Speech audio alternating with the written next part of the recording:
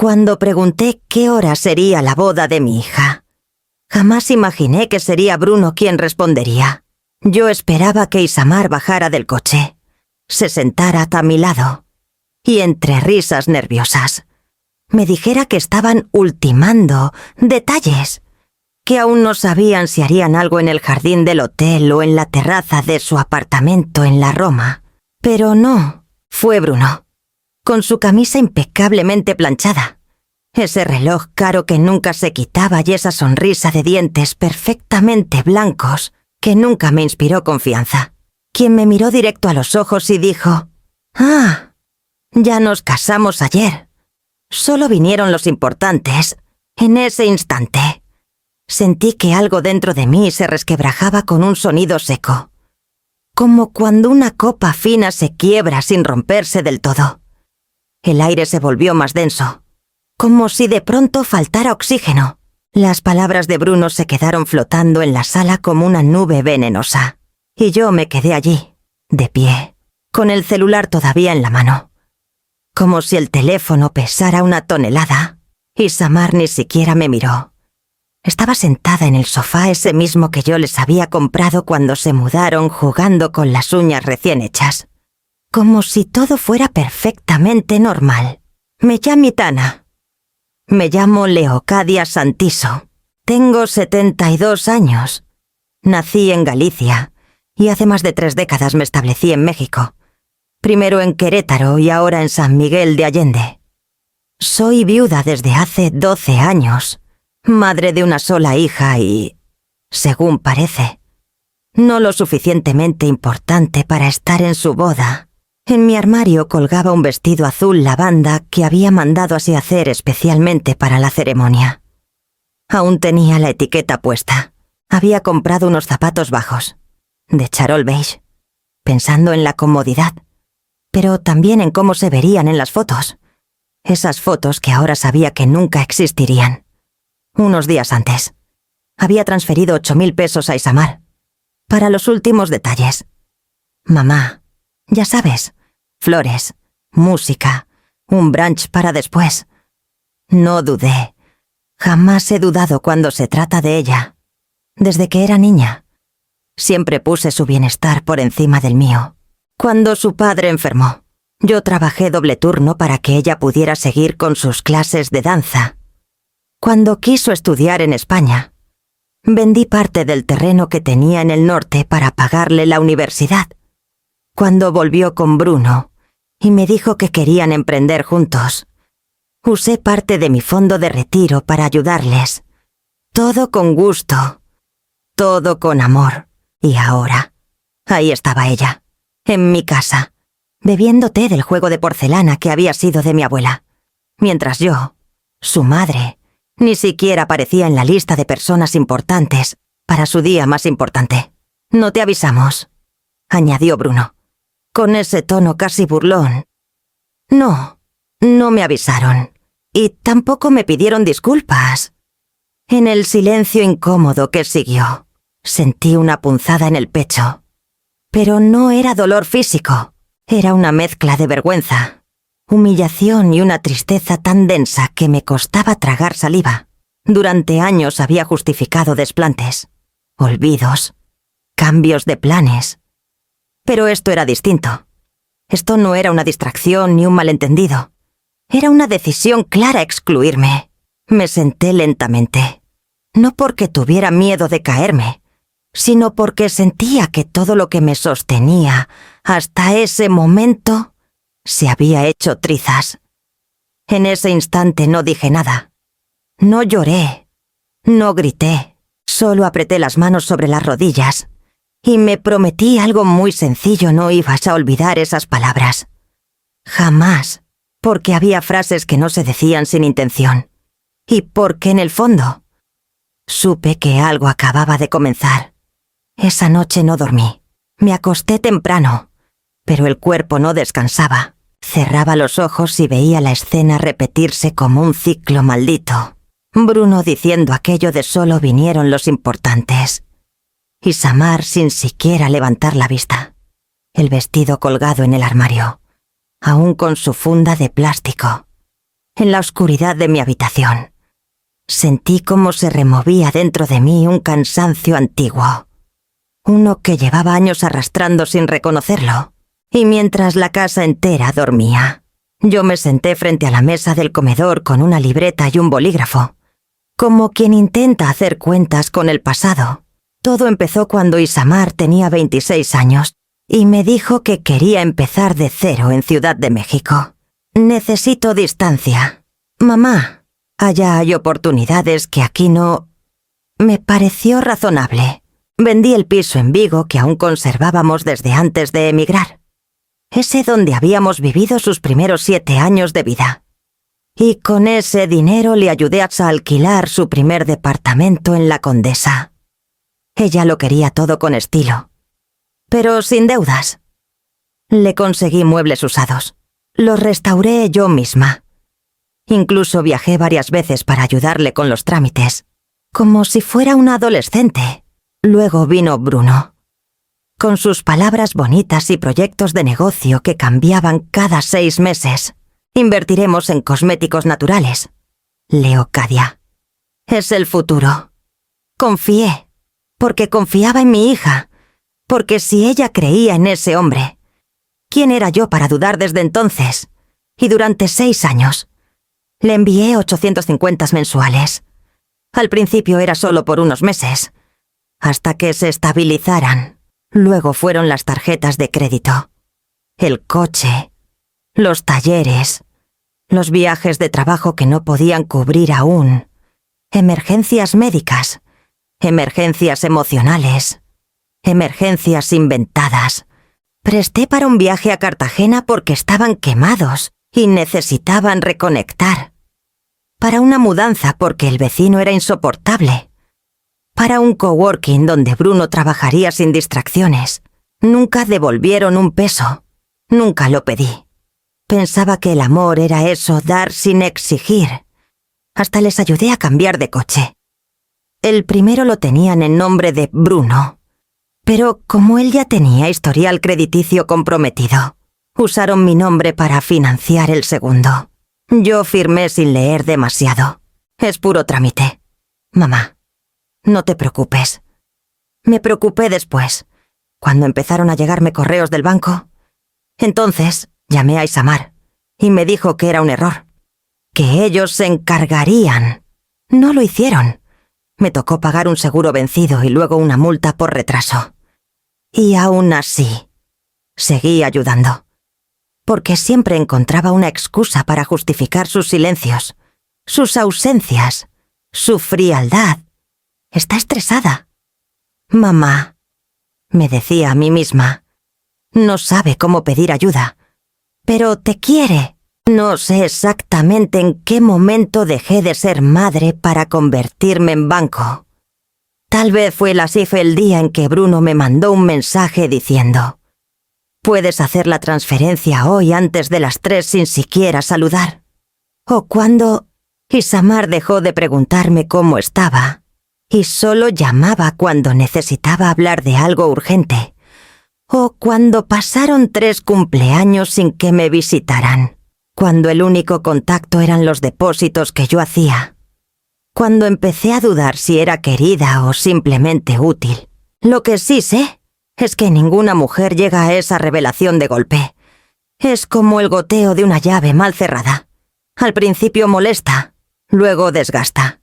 Y finalmente inunda. Esa noche, frente a la libreta, anoté las cifras con tinta azul. Más de 600 transferencias.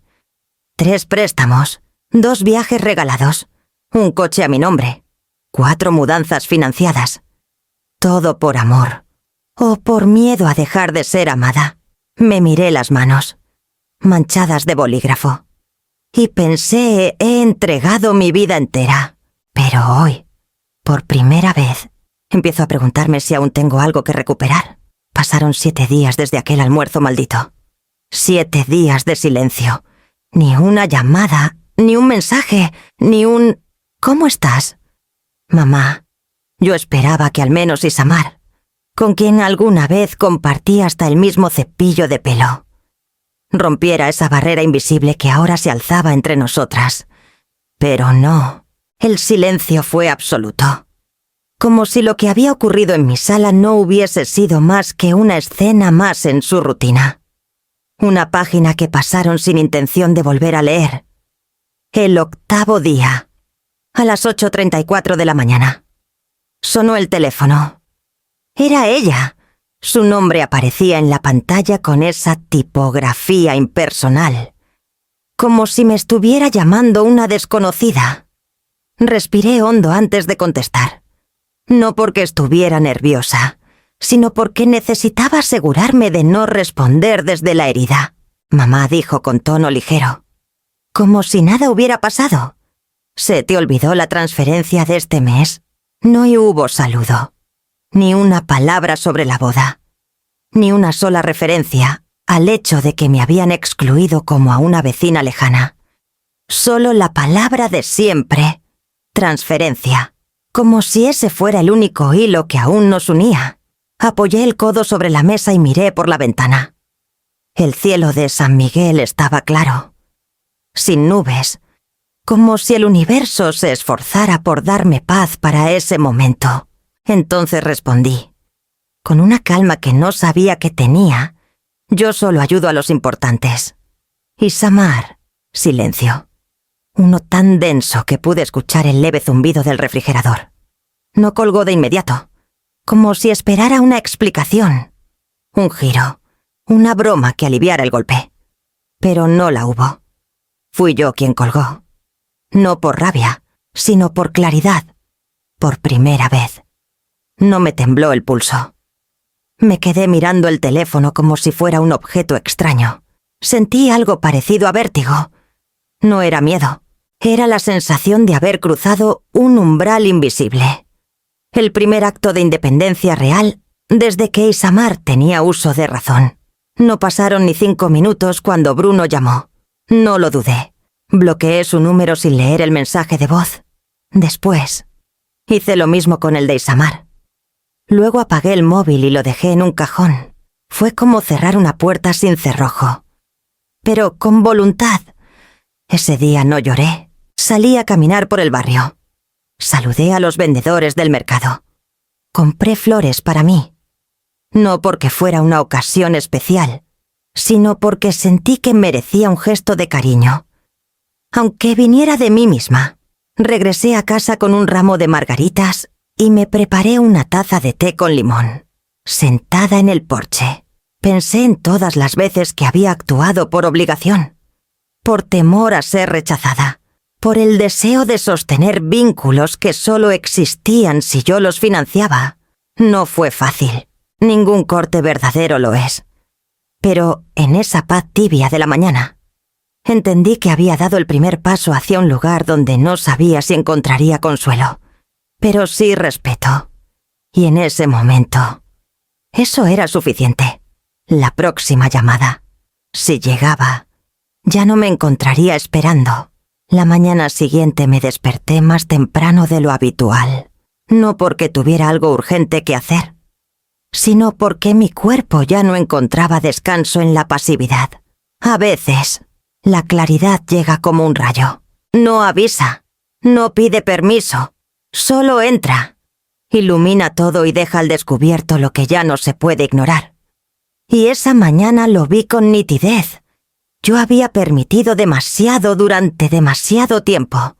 Tomé el cuaderno azul que usaba antes para anotar las listas del mercado y los cumpleaños de mis antiguas compañeras de trabajo. Lo abrí en una página en blanco. Escribí la fecha en la esquina superior derecha y en letras grandes puse: lo que he dado sin pedir nada a cambio. Comencé por los datos fijos.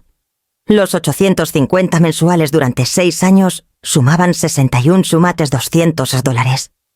Me quedé mirando la cifra. No parecía real. Retrocedí. Revisé los estados de cuenta que aún conservaba impresos. Había meses con pagos extras, medicamentos, seguro de auto, mantenimiento del edificio.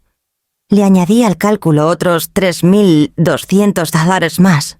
Luego anoté los préstamos que nunca fueron devueltos, $2.000 para el viaje a Cartagena, $1.500, para el supuesto rediseño de la marca de Isamar. 2.800 para cubrir una multa que nunca entendí del todo. Y eso sin contar los regalos de cumpleaños, aniversarios y Navidad, ni hablar del coche a mi nombre. A esa altura, ya había superado los $34.000. Me quedé quieta, sintiendo la tinta todavía fresca en mis dedos. No era el dinero, era lo que representaba, era el tiempo invertido en creérmelo todo, en justificarlo todo. Era el cariño que yo daba esperando que alguna vez volviera en forma de presencia, de gratitud, de un simple mamá. ¿Cómo estás que no tuviera como trasfondo un favor? Respiré profundo. Cerré el cuaderno y me dije en voz baja, como si fuera un juramento: basta. 2 horas después, estaba sentada en la oficina de doña Gregoria, mi abogada desde que enviudé.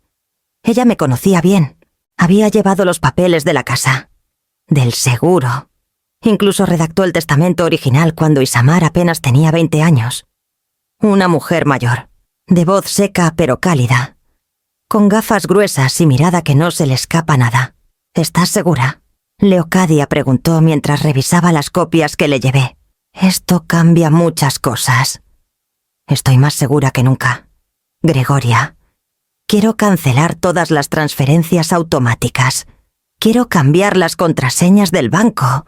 Y quiero dejar claro que nadie, absolutamente nadie, puede usar mi nombre sin mi autorización. Ella asintió sin preguntar más.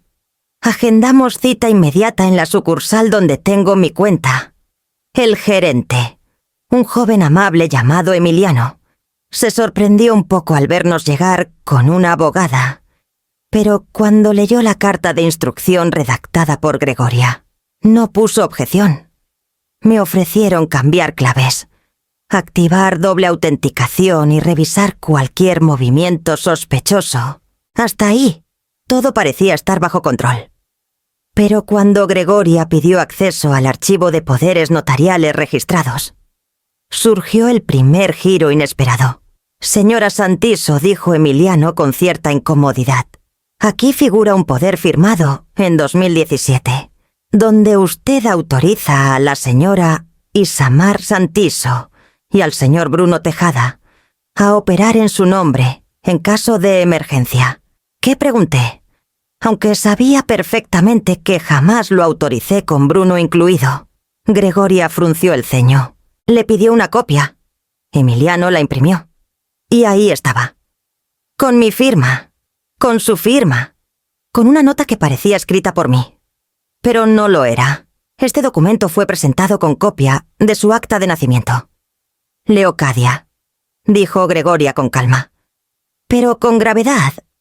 Y con eso, en ciertas condiciones, podrían hacer movimientos sin que el banco los cuestione demasiado. Sentí un vacío en el estómago, como si acabara de descubrir que me estaban espiando desde dentro de mi propia casa. Me vi firmando papeles hace años, durante una comida familiar, cuando Bruno insistió en poner en orden todo por si algún día pasa algo. Suegrita. Recordé haber firmado algo sin leerlo del todo. Fue ese día, podemos revocarlo ahora mismo, dijo Gregoria, ya tomando nota. Yo asentí. Ya no me temblaba la mano. Esa tarde, al salir del banco, con los papeles de revocación bajo el brazo, y una copia del poder viejo tachada con marcador rojo. Supe que la guerra no la habían empezado ellos hoy, había comenzado hace años. Y yo, sin darme cuenta, llevaba firmando su impunidad con cada gesto de buena voluntad. Pero eso se había terminado. Lo que empezó con un cuaderno azul, terminaría con un muro firme mi voluntad. Por fin en pie. Fue un martes seco, sin viento. De esos en que el sol cae directo sobre los azulejos del patio y uno agradece las cortinas gruesas más que nunca. Yo estaba en la cocina, preparando lentejas con zanahoria. Mi comida favorita desde niña. Cuando escuché el timbre, no era la hora del correo ni de ningún repartidor habitual. Me asomé por la rendija de la puerta y ahí estaban Isamar y Bruno, parados como si la ofensa del otro día nunca hubiese existido. Ella llevaba una blusa blanca y un gesto de falsa calma, de esos que usaba cuando sabía que había cruzado un límite. Pero no estaba dispuesta a pedir perdón. Bruno, con sus gafas de sol aún puestas. Hablaba por teléfono, pero me bastó una mirada para sentir ese aire de suficiencia que tanto lo caracterizaba. No abrí, me quedé detrás de la puerta, en silencio, dejando que mi respiración se acomodara. El timbre sonó 2 veces más, luego unos golpes suaves, luego la voz de Isamar, modulada, melosa. «Mamá, por favor, solo queremos hablar». Pero yo ya no era esa mujer que abría siempre que le llamaban. No después de ver el poder notarial adulterado. No después de escuchar. Solo vinieron los importantes. Me alejé de la puerta con dignidad y sin una palabra. La olla seguía burbujeando. El aroma de laurel llenaba la casa. Y mi paz, aunque frágil, valía más que cualquier conversación impuesta. Después de unos minutos, escuché el portón cerrarse con un golpe. Me asomé discretamente por la ventana del pasillo. Subieron a su auto. Y vi a Bruno gesticular bruscamente antes de arrancar. Me temblaron un poco las manos. Pero no por miedo, por la certeza de que, al fin, había puesto un límite visible. Al día siguiente, justo cuando me disponía a salir al mercado, alguien tocó la puerta con 3 golpes suaves. Pensé que sería Gregoria, o tal vez mi vecina Celia. Pero no.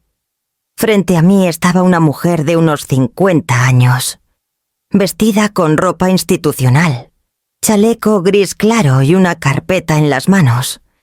Llevaba una sonrisa amable, pero forzada, como quien llega con una tarea incómoda. «Señora Leocadia Santiso, soy Leticia Morales, trabajadora social del DIF. Recibimos un reporte anónimo sobre posible comportamiento errático. Solo necesito hacer unas preguntas de rutina. Por un instante».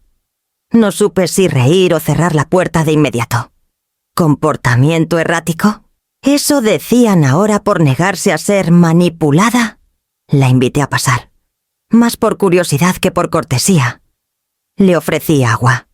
Mostré mi cocina ordenada, mis medicamentos organizados, mis citas médicas al día. Leticia tomó nota con pulcritud. Preguntó si tenía familia cercana, si había tenido episodios de confusión, si me sentía segura en casa. Le respondí con franqueza, aunque noté cómo su expresión se tensaba cada vez que mencionaba a mi hija y a su esposo. ¿Sabe quién pudo haber hecho el reporte?, preguntó finalmente. «Tengo sospechas», dije sin dar nombres, «pero me basta con saber que esta visita fue su mejor jugada». Leticia sonrió con cierta complicidad. «Antes de irse», me dijo en voz baja, casi con un dejo de vergüenza, «señora Leocadia, sinceramente, no veo ningún motivo de preocupación. Es evidente que está en pleno uso de sus facultades. Lamento la molestia». La acompañé a la puerta. Cuando cerré, apoyé la espalda contra la madera y dejé escapar una carcajada seca. «Breve». Esa era su estrategia ahora, declararme incapaz. Intentar pintar de locura mi deseo de ser libre. No sabían con quién estaban tratando. Lo que ellos llamaban comportamiento errático era, simplemente, dignidad puesta en marcha. Y si querían guerra, sabían perfectamente dónde encontrarme. Después de la visita de Leticia Morales, pasé el resto del día con una extraña mezcla de serenidad y desconfianza. Era como si todo en mi vida estuviera en orden, a simple vista, pero con una grieta fina corriendo por debajo. Invisible para algunos, evidente para mí. Me hice un té de manzanilla. Me senté en el sillón del salón. Abrí el cuaderno azul y escribí. Hoy intentaron redefinirme. De madre a loca, de cuidadora a carga, de cajera a sospechosa. Esa noche dormí con la puerta asegurada con doble vuelta y el celular en la mesilla. Algo que no había hecho jamás. Al despertar, Volví a revisar mi correo electrónico. Por instinto. Y allí, entre promociones de farmacias y avisos de la biblioteca, había un mensaje de mi banco. Se ha intentado validar su identidad en una sucursal de Puebla. Si no ha sido usted, comuníquese de inmediato. No era la primera vez que alguien usaba mi nombre para sus fines. Pero esta vez no esperaron ni una semana. Llamé a Gregoria. No le di vueltas. Le conté toda la visita de la trabajadora social. Las preguntas disfrazadas de preocupación. El aviso del banco. Ella guardó silencio unos segundos, como quien arma un rompecabezas y de pronto encaja la última pieza. Leocadia, esto ya no es solo una disputa familiar. Esto es una estrategia para declararte incompetente, legal y emocionalmente. Si logran eso, tú pierdes control sobre todo. Le pedí que actuáramos. Gregoria se movió como quien conoce cada recoveco del sistema. Llamó a una notaría amiga. Gestionó un informe de capacidad firmado por mi médico de cabecera y activó medidas preventivas, bloqueo legal, de cualquier trámite hecho sin mi presencia. Advertencias notariales. Una carta formal enviada al banco solicitando notificación previa ante cualquier intento de gestión en mi nombre. No era solo protección. Era autodefensa. A los 2 días, mientras esperaba turno en la consulta del doctor Arnaldo, un médico serio, casi severo, pero justo, Gregoria me escribió un mensaje corto. Llamada registrada. Tengo pruebas. Al salir, la llamé. Me explicó lo que había descubierto. Bruno contactó a un psiquiatra privado en la ciudad. Se presentó como tu yerno y dijo estar preocupado por tu salud mental. Pidió una evaluación domiciliaria urgente y confidencial. Me quedé helada. No solo querían pintar de inestabilidad mis decisiones. Querían envolverlas en diagnóstico. Convertir la rebeldía en delirio. La firmeza en paranoia. Por suerte continuó Gregoria. El psiquiatra al que llamó es viejo colega mío. Desconfió del tono y me lo comentó. Tengo la grabación. No lo autoricé, por supuesto. Pero ahora sabemos hasta dónde están dispuestos a llegar. Colgué el teléfono con los dedos fríos, pero el corazón caliente. Estaba sola. Sí, no tenía esposo, ni hermanos, ni muchos amigos que quedaran en esta etapa de la vida. Pero tenía memoria, tenía claridad y sobre todo, tenía documentos. Esa misma tarde, volví a escribir en el cuaderno azul. No están luchando por amor, luchan por poder, por dinero, por control, pero olvidan que una mujer sola con verdad es más peligrosa que una familia entera mintiendo. Y por primera vez en semanas, salí a caminar. El aire me pareció más limpio, el sol menos agresivo. Pasé por la panadería y saludé a don Eusebio, que me ofreció un pan dulce para endulzar la cara seria. Me reí. Lo acepté, porque aunque mis días se hubieran tornado campo de batalla, aún podía elegir qué sabor llevarme a casa. Y en ese momento, elegí la dignidad con azúcar glass. Eran las 11:15 cuando sonó el timbre. Esta vez no era el tono prolongado de Isamar ni los golpes disfrazados de cortesía de algún vecino. Este era un timbrazo breve. Seguro, como quien tiene una cita pactada que solo una parte conoce. Miré por la mirilla y vi a 2 personas. Un hombre alto, delgado, de barba cuidadosamente recortada, traje gris claro, y junto a él, una mujer más joven, con carpeta en mano y una sonrisa tensa clavada en los labios. Me latió fuerte el pecho, no por miedo, sino por anticipación. Sabía que algo como esto podía pasar. Estaba lista. Abrí la puerta solo lo necesario para dejar mi voz salir. ¡Sí! El hombre dio un paso adelante, inclinando apenas la cabeza. Buenos días, señora Leocadia Santiso. Soy el doctor Esteban Vega, psiquiatra clínico. Esta es mi asistente, Marta Ávila. Nos enviaron para tener una pequeña conversación. Sin compromiso. Nada invasivo. Solo charla de rutina. ¿Enviados por quién? Una persona cercana manifestó preocupación. Su tono era cuidadoso, como quien intenta sonar amable sin despertar alarma. Lo que no sabía es que a esta altura de mi vida, el tono ya no me engañaba. ¿Tiene una orden judicial?, pregunté, más por formalidad que por duda. El doctor vaciló un segundo. No, no es necesario. Solo queremos hablar. Puede rechazarlo. Claro. Entonces no hay nada que hablar, dije con voz firme. Empezaron a insistir, con frases como: es por su bienestar, y solo queremos descartar malentendidos. Pero cuando intentaron avanzar hacia el umbral, levanté una mano y les pedí que esperaran. Cerré la puerta con suavidad. No con violencia. Llamé a Gregoria. Su voz sonó firme desde la primera palabra. Estoy en camino. No los dejes entrar. Y graba si puedes. Volví a abrir, esta vez con el teléfono en la mano. Mi abogada está en camino. Si desean hablar, será en su presencia. Y sí, estoy grabando. Para protegernos todos. Marta bajó la vista. El doctor Vega se cruzó de brazos. Incómodo. Intentó suavizar el ambiente.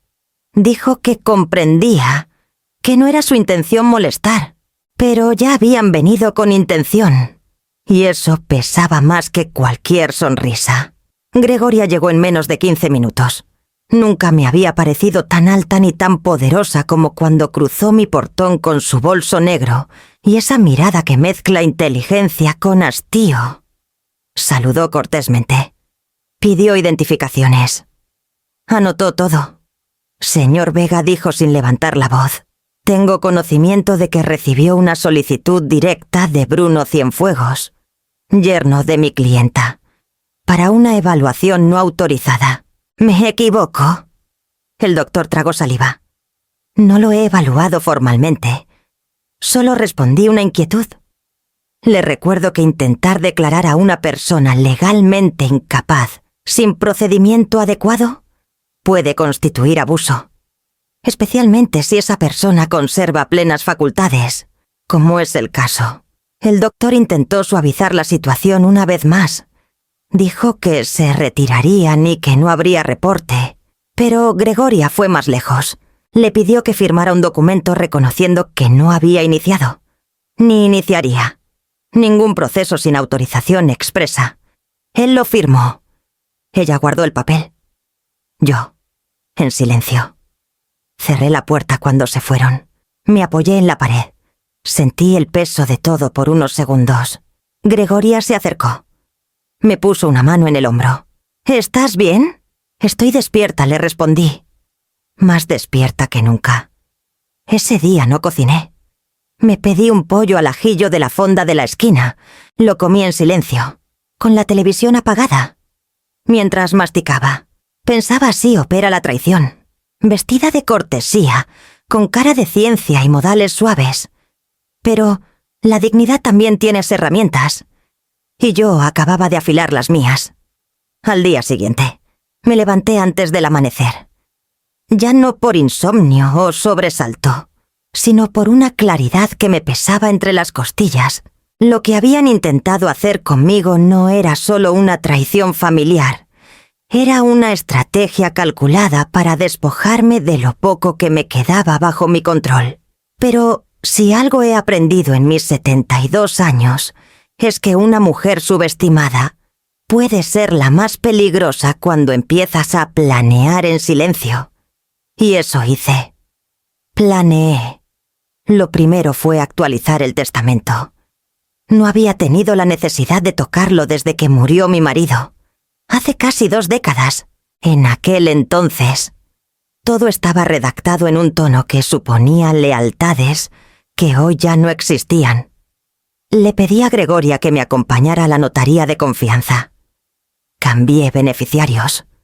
Retiré nombres y dejé muy claro, con cláusulas firmes, que ninguna decisión podía tomarse sin mi consentimiento directo y en pleno uso de mis facultades. La notaria. Una mujer llamada Rosalinda con voz rasposa y firme. Leyó cada línea en voz alta, como si fuera un juramento. Después, me ocupé de lo que ellos creían que yo no sabría usar la tecnología.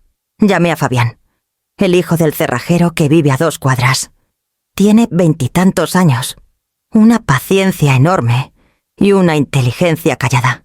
Me instaló cámaras discretas en la entrada, el pasillo y el comedor. También me enseñó a guardar las grabaciones en una nube segura y a activar una función para grabar automáticamente cada vez que alguien se acercaba a la puerta. Mientras él trabajaba, le ofrecí café con galletas. Me preguntó, sin curiosidad morbosa, si estaba bien. Le respondí que sí, que por fin empezabas a estarlo. Luego fui a buscar a Renata. Vivía 3 casas más allá, en una vivienda con bugambilias trepando por las rejas. Nunca habíamos sido cercanas, pero había escuchado rumores que su hijo la había querido declarar incompetente para vender su terreno, que tuvo que defenderse sola durante años. Toqué la puerta con cierta vergüenza. Abrió con su bata de casa, el cabello recogido y la mirada que solo tienen quienes han sobrevivido. Necesito hablar con alguien que ya pasó por esto, le dije sin rodeos. Me hizo pasar sin una palabra más. Me sirvió té de hierbabuena y, sin que lo pidiera, puso una caja con papeles viejos sobre la mesa. Aquí están los nombres de los abogados, las fechas, las resoluciones. No estás sola, Leocadia.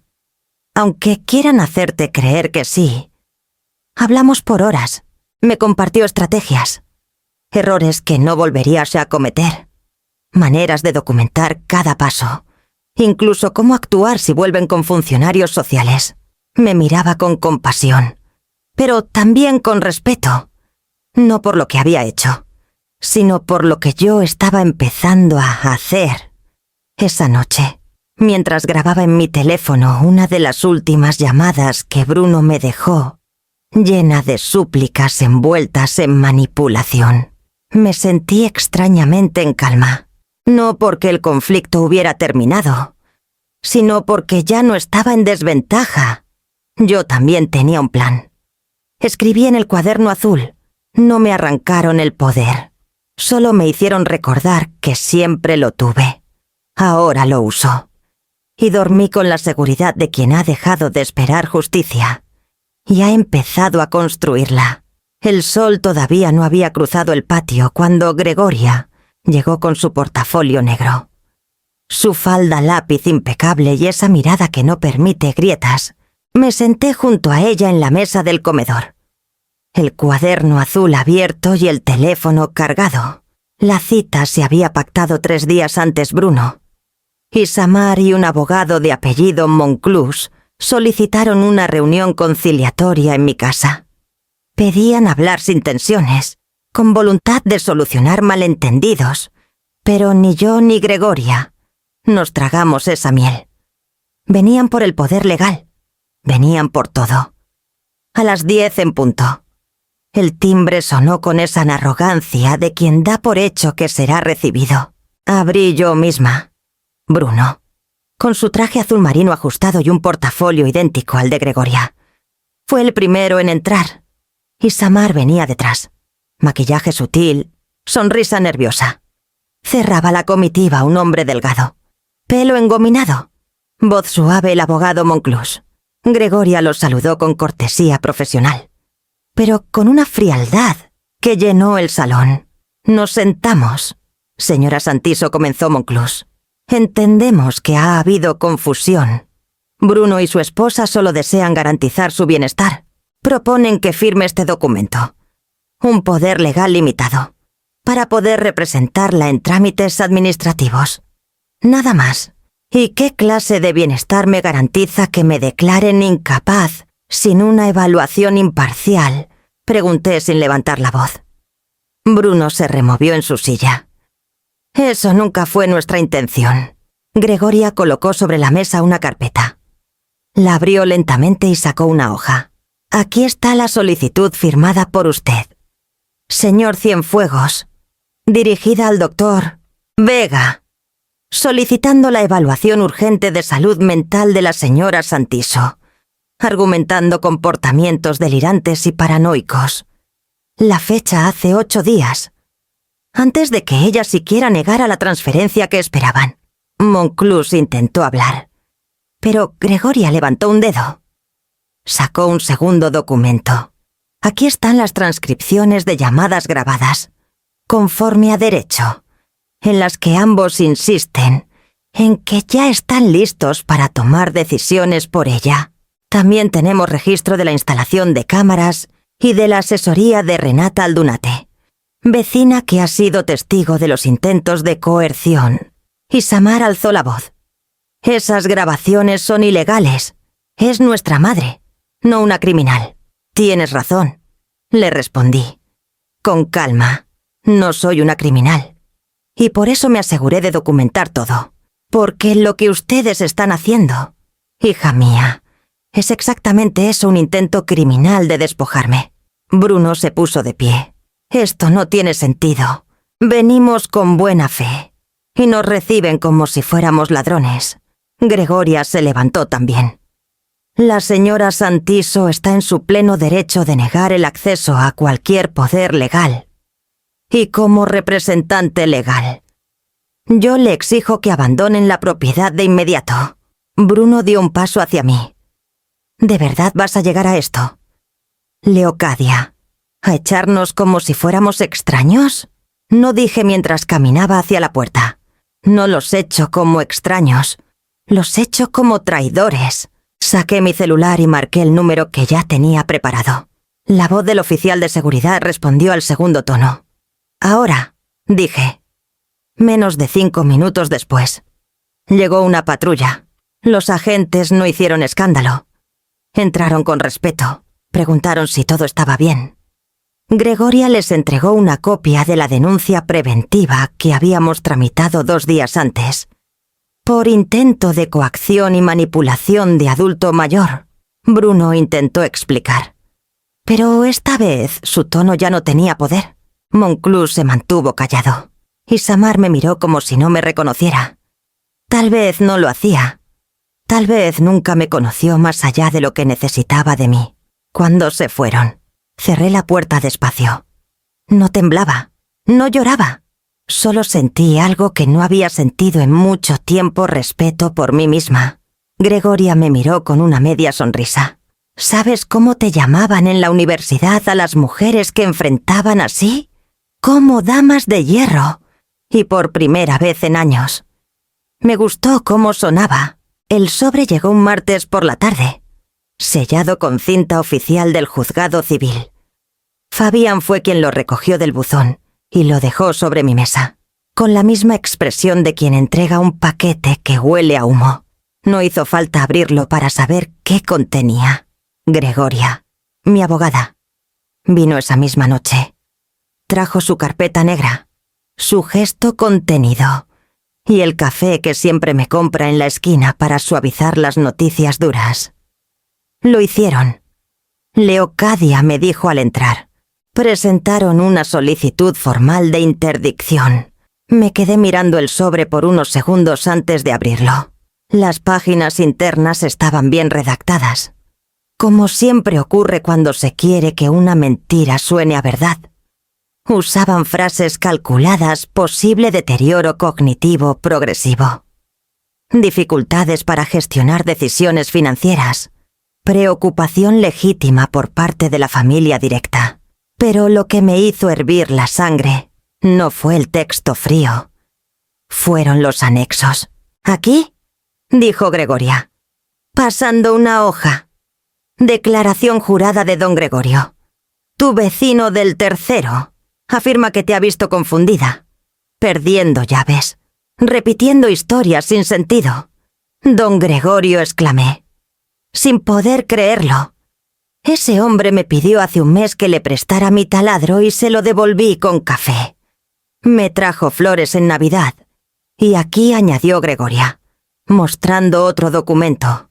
Una carta firmada por el farmacéutico de la Avenida Aragón. Dice que en múltiples ocasiones has confundido tus medicamentos y que una vez fuiste a buscar una receta que ya habías retirado. Me senté despacio, sintiendo el calor subir por mis mejillas. Recordaba perfectamente ese día. Fue cuando cambiaron al chico de turno. Me confundí porque el nuevo tenía el mismo nombre que el anterior. Esto es mentira tras mentira. Murmuré. Gregorio debe haber sido presionado. Y el farmacéutico. Ese pobre muchacho apenas me conoce. Las palabras escritas, aunque sean falsas, tienen peso si no se desmontan rápido, dijo Gregoria con tono firme. Vamos a responder con todo. Pero debes estar lista para que esto se ensucie aún más. Fabián, que había estado en silencio hasta entonces, habló con los ojos bien abiertos. ¿Y si hablamos con don Gregorio? Quizás ni siquiera sabe lo que firmó. Puede que lo hayan engañado o usado su nombre sin que lo leyera bien. Gregoria asintió. Buena idea. También voy a pedir cita con el farmacéutico. Me llevaré una copia del historial médico y tu expediente psiquiátrico. Que, por cierto, está limpio como el cielo de diciembre. Ese día terminé más cansada de lo normal. Me encerré en mi habitación no para dormir, sino para mirar las fotos viejas que había pegado en la pared. Una en especial me detuvo Isamar con trenzas, abrazándome en la playa de Laredo. Tenía 7 años. Yo aún creía que el amor de una madre lo podía todo, que protegerla era lo mismo que cuidarme a mí misma. ¡Qué ingenua fui! Se metieron en el lodo. Me dije en voz baja. Pero yo no me voy a hundir. Y mientras doblaba la carta del juzgado para archivarla en mi cuaderno azul, supe que había cruzado un umbral sin retorno. Esa demanda no era solo una estrategia legal. Era una declaración de guerra. Y yo, por fin, estaba lista para defenderme. No hay guerra sin ejército, pensé mientras abría el cajón donde guardaba mi vieja agenda de tapas rojas. Había pasado años anotando cumpleaños, citas médicas, recetas de galletas de almendra. Pero en esas páginas también vivían nombres que, aunque no siempre presentes, habían dejado huellas firmes. Y ahora, más que nunca, necesitaba a esas huellas para sostenerme. Empecé por la primera que vino a mi mente, Nayeli, mi estilista desde hacía más de 20 años. Cada 15 días me lavaba el cabello. Me lo peinaba con esmero y me contaba chismes de medio Querétaro. Sabía cuándo cambiaba de humor con solo verme entrar. Esa tarde, fui a su salón sin cita. Al verme cruzar la puerta, dejó las tijeras en el aire. Y ese rostro dijo con media sonrisa. Pero los ojos alerta, le conté todo, sin dramatismos, sin pausas innecesarias. Nayeli escuchó con atención, con las manos cruzadas sobre el mostrador. Al final, sacó una libreta y dijo: «Yo firmo. Y si quieren que hable en juzgado, también hablo. Tú estás más lúcida que muchas veinteañeras que vienen aquí llorando por hombres que no las quieren». Me reí, no por alivio, sino por gratitud, y salí de su salón con el corazón menos tenso. La siguiente parada fue Tameticachí, el consultorio del doctor Íñigo, mi médico de cabecera desde hace 8 años. Hombre de pocas palabras, pero mirada precisa. Me recibió con su acostumbrado «¿Qué te trae por aquí?».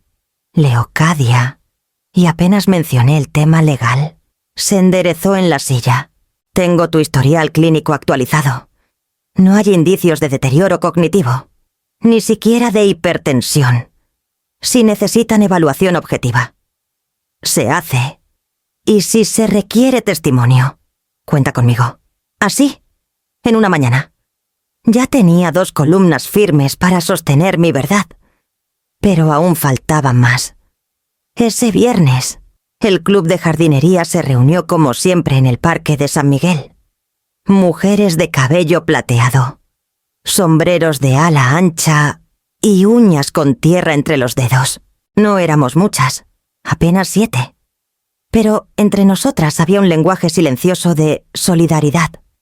Cuando les conté lo que estaba viviendo, hubo un silencio tenso. Luego, Lulú, la más directa del grupo, dijo: a mí me intentaron hacer lo mismo cuando vendí mi casa de Puebla. Mi hija me dijo que ya no sabía lo que hacía, y solo porque no quise regalarle el terreno. ¿Y a mí?, añadió Rosario, levantando la mano. Me quitaron las llaves del coche sin consultarme, como si fuera una niña. No estás sola, Leocadia dijo finalmente Carmen, la más reservada del grupo. Si necesitas firmas, estamos. Si necesitas que vayamos al juzgado, vamos. Si necesitas gritar, gritamos contigo. Sentí como el aire del parque olía diferente ese día, como si hubiera algo nuevo flotando, un hilo invisible de apoyo, hecho de experiencias compartidas y dolores semejantes. Volví a casa con el cuaderno azul más lleno que nunca, esta vez no de cuentas ni facturas, sino de nombres de mujeres que se negaban a ser tratadas como objetos viejos. Gregoria, mi abogada, revisó los nombres con atención y asentía mientras anotaba. Estos testimonios van a ser clave. Gente real, de tu entorno, que te ven, te escuchan y confían en ti. ¿Y crees que el juez lo valore?, pregunté con la duda aún rondando. Si el juez tiene madre, sí. Si no, haré que lo valore esa noche. Mientras me preparaba una infusión de manzanilla, sentí algo que hacía tiempo no sentía, no fuerza, sino legitimidad. No estaba defendiéndome porque tenía miedo. Lo hacía porque ya era hora. Hora de que las invisibles dejaran de serlo. Hora de que el amor, malentendido como sacrificio eterno, se volviera también un límite claro. Y por primera vez, al mirar el jardín por la ventana, no vi un espacio que cuidar para otros. Vi un territorio propio, uno que, con la ayuda correcta, nadie me quitaría. El día del juicio amaneció gris, como si hasta el cielo intuyera el teatro que estaba por escenificarse. Me vestí con la misma calma con la que uno prepara un té fuerte antes de una larga tormenta. Ropa sobria, cabello recogido, rostro sin adornos. No era una actriz ni una víctima. Era una mujer que había decidido no callar más. Gregoria pasó por mí a las 8 en punto. Hoy no venimos a suplicar, me dijo con su voz pausada. Hoy venimos a ponerle nombre al abuso disfrazado de afecto. La sala de audiencia era más pequeña de lo que imaginaba. Apenas 6 bancas para el público. Un estrado sencillo. El juez con gesto neutro y una bandera en la esquina. Del otro lado, Isamar con vestido celeste, maquillaje impecable y ojos que ya se humedecían sin motivo aparente. A su lado, Bruno, con traje oscuro y la barbilla bien levantada. No me miraron al entrar. Fue mejor así. La audiencia empezó con formalidades, pero pronto el abogado de ellos tomó la palabra. Habló de mi edad, de supuestos olvidos, de un progresivo declive cognitivo que, según él, ponía en riesgo mis decisiones financieras. Mencionó que yo había dejado de hacer las transferencias pactadas sin explicación razonable, lo cual, a su entender, indicaba inestabilidad emocional. Luego, Isamar tomó la palabra. Su voz temblaba, calculada, al borde del llanto. Mi mamá era diferente. Antes era dulce, solidaria, pero últimamente ha cambiado. Se aísla, se contradice, nos grita sin motivo. Me preocupa, de verdad me preocupa. Sentí cómo Gregoria se tensaba a mi lado, pero no dijo nada aún. Esperó, como quien tiene el as bajo la manga y conoce el ritmo del juego. Cuando me tocó hablar, no me levanté con dramatismo. Me puse de pie con la misma dignidad con la que he vivido 72 años. Miré al juez, no al abogado. Y hablé. No estoy aquí porque mi mente haya fallado. Estoy aquí porque mi paciencia sí... Entregamos el informe médico del doctor Íñigo, firmado y sellado estado cognitivo completamente funcional. Luego subieron a declarar Nayeli, mi estilista, y Lulú del club de jardinería. Cada una pintó una imagen clara de mi lucidez diaria, pero el momento que cambió todo fue cuando Gregoria se acercó con un pequeño dispositivo. Con su permiso, su señoría, solicitamos que se reproduzca esta grabación como prueba de contexto sobre la relación real entre la señora Leocadia y la parte demandante. El juez asintió. La sala quedó en silencio mientras la grabación comenzaba. Mi voz no aparecía, solo la de Isamar, en una llamada reciente que ella creyó casual. Sí, Bruno. Ya sé que no hemos ido a verla, pero tú sabes que mamá solo sirve cuando hay que pagar algo. Después ni se entera si la llamamos o no. Tranquilo. Cuando salga el tema del terreno, la volvemos a invitar a comer. Un murmullo recorrió la sala. Bruno se removió en su asiento. Isamar palideció. Su maquillaje no alcanzó a cubrir la vergüenza.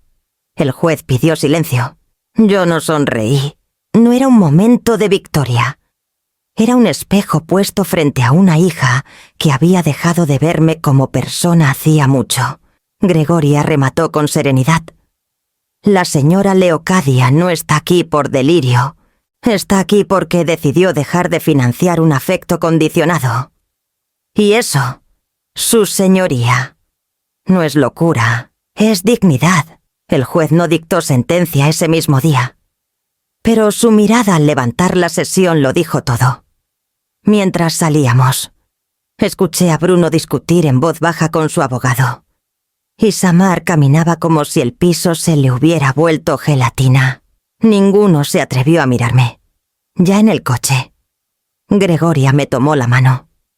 Te preparaste para el juicio del siglo, Leocadia. Pero lo que hiciste fue más que eso. Cambiaste las reglas. Asentí. Afuera. El sol por fin rompía el gris de la mañana. No sabía qué vendría después, pero sí sabía que, por primera vez en mucho tiempo, me pertenecía el derecho de decidirlo. El juzgado olía a madera vieja y a polvo estancado, como si el tiempo ahí dentro se hubiese detenido para observarnos mejor. Llegamos antes de las 9. Gregoria caminaba delante de mí con paso firme. Yo la seguía, sintiendo cada latido en las sienes, no de miedo, sino de memoria. Cada paso era una página pasada a la venta de mi piso en Vigo, las transferencias mensuales, los cumpleaños a los que no fui invitada, los favores que se volvieron exigencias, todo eso, todo. Me trajo hasta esta mañana. El juez entró sin preámbulos. Era el mismo rostro de la audiencia anterior, pero ahora con una expresión más grave. Nos pidió sentarnos y entonces, sin rodeos, comenzó a leer. Tras revisar las pruebas presentadas por ambas partes, los informes médicos, los testimonios y las grabaciones autorizadas por este tribunal, mi corazón se apretó en el centro del pecho. Bruno miraba al suelo. Isamar no parpadeaba. Se concluye que la señora Leocadia Santiso conserva plena capacidad legal, cognitiva y funcional. Silencio. Este tribunal considera que la demanda interpuesta por los señores Isamar Santiso y Bruno Aguirre carece de sustento médico y jurídico y representa un intento de coacción y abuso financiero en contra de la señora Santiso. Por lo tanto, se declara inadmisible y se cierra este caso sin posibilidad de apelación inmediata. La sala no aplaudió. No hacía falta. Bastó con ese silencio espeso y solemne para que todo el aire contenido saliera de mi pecho. Me quedé quieta, con los ojos clavados en la mesa del juez, hasta que sentí el tacto cálido de Gregoria sobre mi mano. «Lo hiciste», susurró. «Lo hicimos». Cuando por fin me levanté, las rodillas me temblaban, no de debilidad, sino de emoción contenida. Miré a Isamar. Se había puesto de pie, pero no se movía. Tenía la boca ligeramente abierta, como si esperara una explicación que ya no llegaría. Bruno murmuraba algo a su abogado. Y por primera vez en años, parecía más pequeño, más flaco, menos seguro. No les dije nada. No les debía nada. Caminé hacia la salida con paso lento. Justo cuando crucé la puerta, sentí que algo se quebraba por dentro, pero no era tristeza. Era alivio. Por primera vez en mucho tiempo. No tenía que explicarme, justificarme, ni temer por lo que vendría después, ya fuera del edificio. Me apoyé en el muro de piedra del pasillo lateral y dejé que las lágrimas bajaran en silencio. No era llanto de derrota.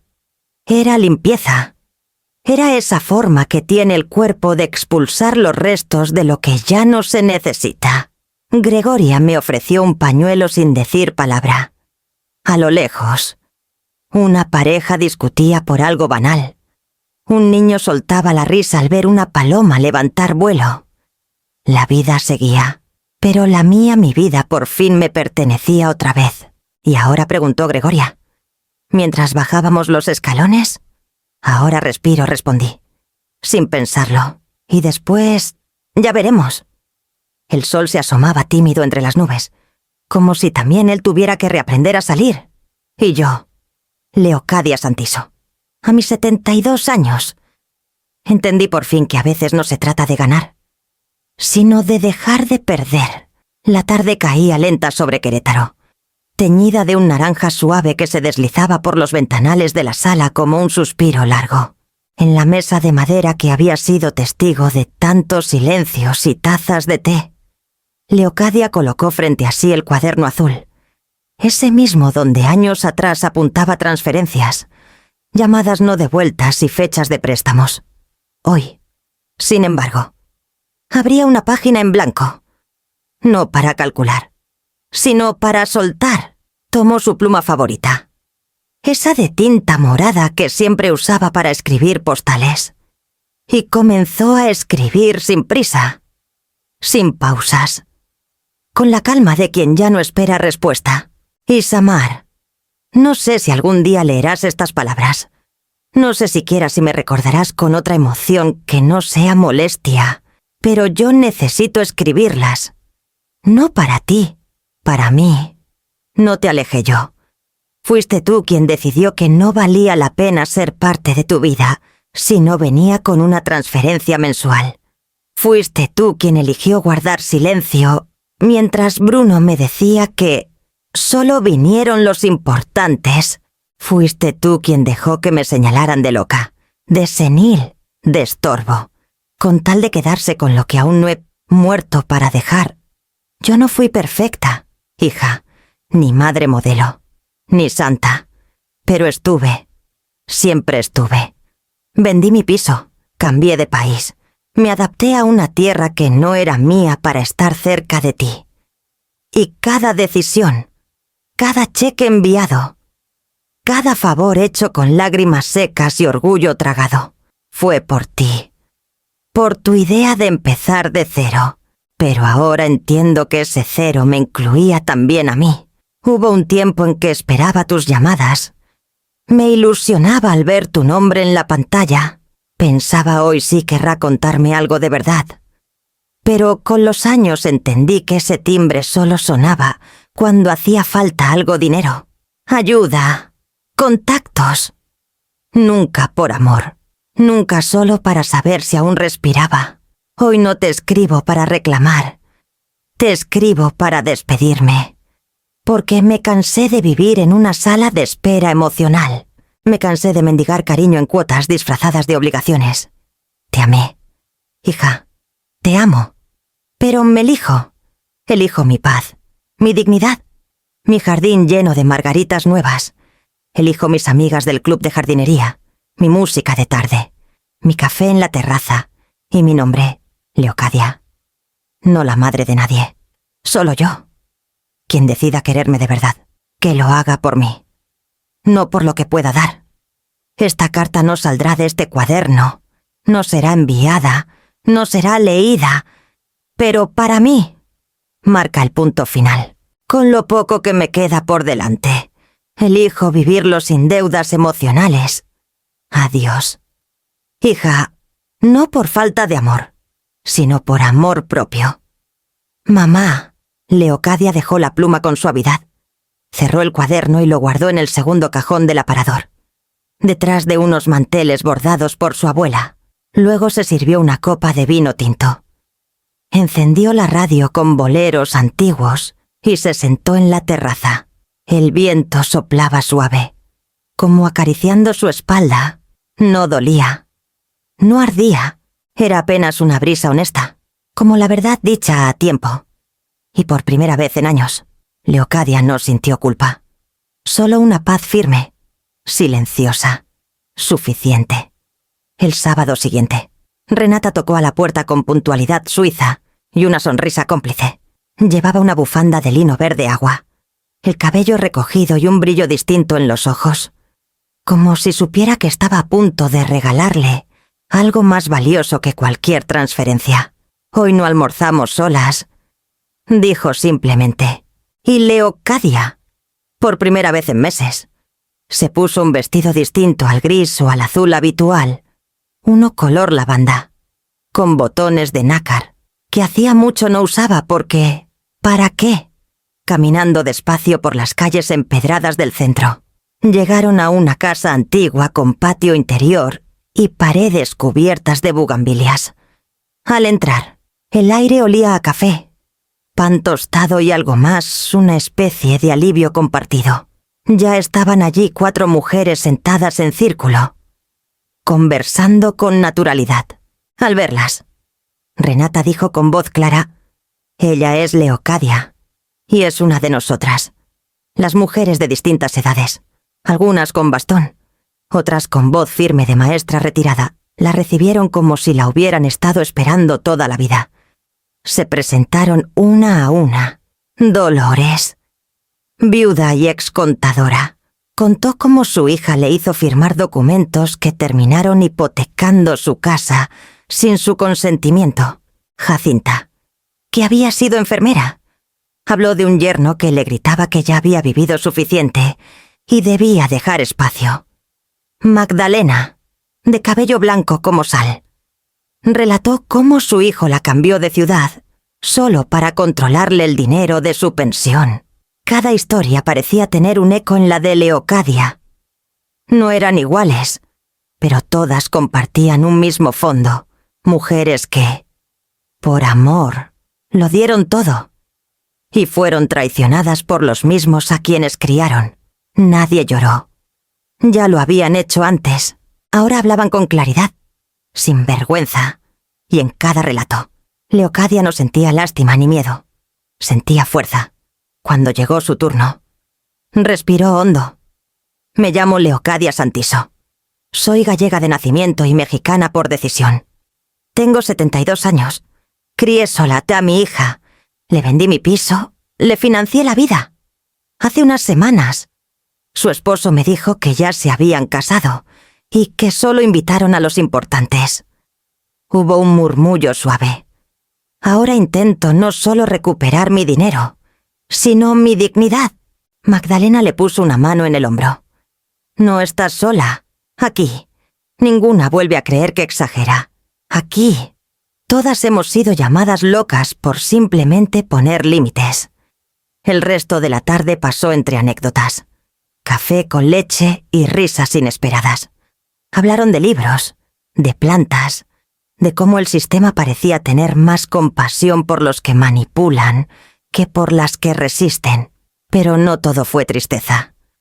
También compartieron pequeños triunfos. Una que recuperó el control de su cuenta bancaria.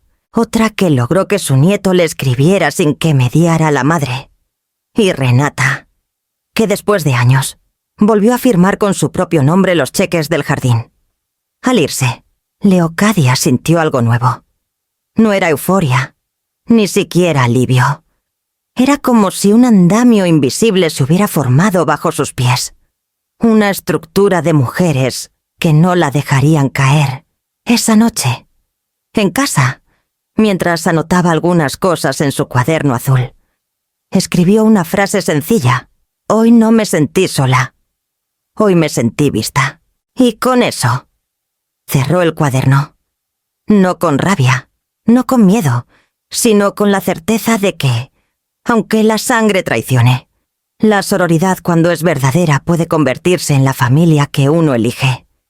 El cielo estaba limpio esa mañana, sin amenaza de lluvia, pero con ese aire fresco que en Querétaro parece anunciar algo más que estaciones, cambios internos.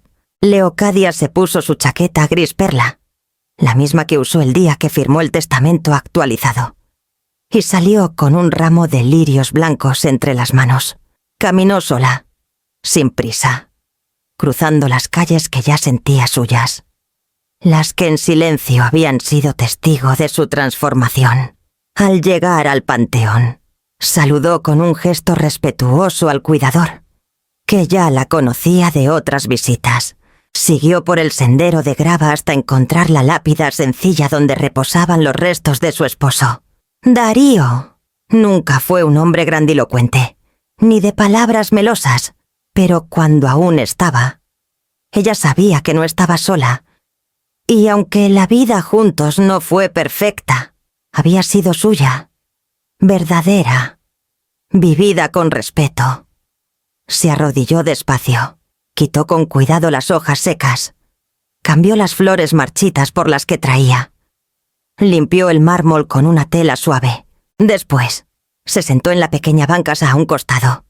Cerró los ojos unos segundos, como si buscara encontrar su voz en medio del silencio. No vengo a pedirte consejo. Darío, dijo en voz baja, vengo a contarte que ya aprendí. ¿Que tardé? Sí, pero aprendí. Pasó los dedos por el borde frío de la lápida. Ya no pago por amor. Ya no me vendo en cuotas mensuales. Ya no suplico pertenecer. El viento sopló suave, levantando un poco el dobladillo de su falda.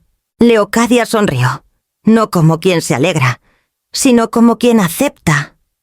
¿Sabes qué fue lo peor, Darío? Que por tanto tiempo pensé que amar era eso, dar hasta vaciarse. Ahora sé que el amor real no se mide en transferencias ni en silencios obligados. Se mide en respeto. Se quedó en silencio unos minutos más. Sin lágrimas. Sin nudos en la garganta. Solo el peso exacto de la verdad reposando sobre los hombros. Luego se levantó con calma. Se acomodó el cabello que el viento había despeinado. Y acarició una última vez la piedra. Gracias por haber sido mi hogar. Incluso con tus defectos, tú, al menos, nunca dudaste de mi capacidad. ¿Y eso? Eso hoy vale más que todo lo que me quitaron. El camino de regreso le pareció más corto. Observó las casas, los árboles, incluso a un par de niños que jugaban con una pelota desinflada, y le saludaron al pasar. Ella devolvió el saludo con una sonrisa distinta. Una que salía de un lugar más hondo. No era la sonrisa de una mujer vencida. Era la de una mujer que se había reconstruido con sus propias manos. Al llegar a casa, abrió la ventana grande del comedor y dejó que el aire circulara libre. Puso una tetera al fuego. Se sentó en su silla preferida y sacó su cuaderno azul. No escribió nada esta vez. Solo lo abrió. Lo miró. Y lo cerró con firmeza, porque ya estaba todo dicho. Ya no tenía que probarle nada a nadie. Y en ese silencio, tan lleno de certezas, se dio cuenta de que por fin a su manera, a su ritmo, había vuelto a casa. El sol de Oaxaca es distinto. No quema, abraza. Y el aire, aunque seco, huele a cacao tostado. A tierra viva y a algo más que Leocadia no supo nombrar al principio, pero que con los días reconoció como lo que había buscado por años: libertad. Había pasado un mes desde el juicio, un mes desde que decidió que la casa en Querétaro, aunque segura, ya no le pertenecía emocionalmente. Demasiados recuerdos con puertas cerradas, con voces alzadas, con silencios que la dejaban vacía. Así que vendió. Empacó lo necesario: sus cuadernos, algunas fotos.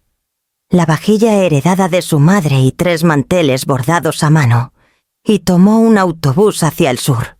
Su nuevo departamento no era grande, pero tenía 2 ventanas amplias que daban al mercado de artesanías.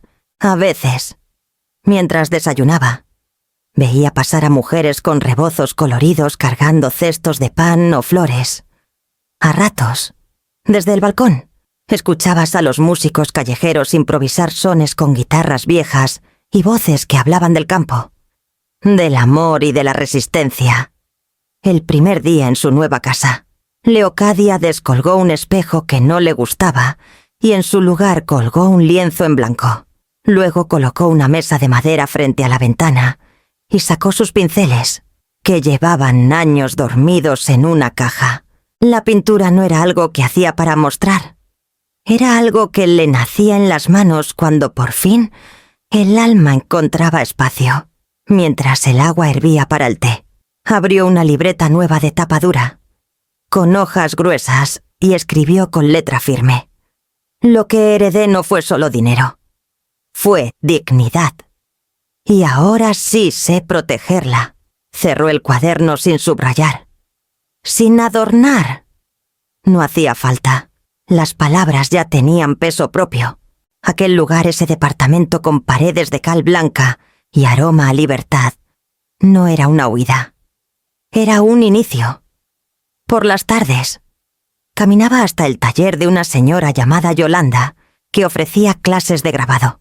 No le interesaba aprender técnicas nuevas, pero sí sentarse entre mujeres que reían fuerte, que hablaban de sus nietos, de sus dolores y de las ganas intactas de seguir creando. Allí conoció a Carmela, una exmaestra jubilada que, como ella, se había mudado tras una decepción familiar. Se entendieron sin muchas palabras. A veces, solo con una mirada y un gesto, sabían que compartían la misma herida y la misma cura. Leocadia ya no hablaba de Isamar, no porque la hubiera olvidado, sino porque había aprendido a no arrastrarla como sombra. La había soltado. Y eso, para una madre, no era rendirse, era sobrevivir. Una noche, mientras barría las hojas que el viento había metido al balcón, escuchó a un niño reír en el pasillo. Abrió la puerta. Era el hijo de la vecina del 2B, que había dejado caer su pelota. Leocadia se la devolvió y el niño le dijo: «Gracias, abuelita». No era su nieto. No importaba. Le sacó una sonrisa que le duró hasta el amanecer siguiente. Sentada frente al lienzo, entre pinceles manchados de rojo, ocre y azul marino, Leocadia comprendió que no necesitaba más finales, porque su historia no había terminado. Apenas estaba aprendiendo a narrarla con su propia voz, sin pedir permiso, sin justificarse, sin transferencias, y en ese rincón lleno de colores, risas nuevas y aire limpio. Supo sin dudarlo que finalmente había llegado al lugar que sí le pertenecía. No por herencia, no por obligación, sino porque lo había elegido, y porque en él, por fin, nadie le pedía nada a cambio de su amor.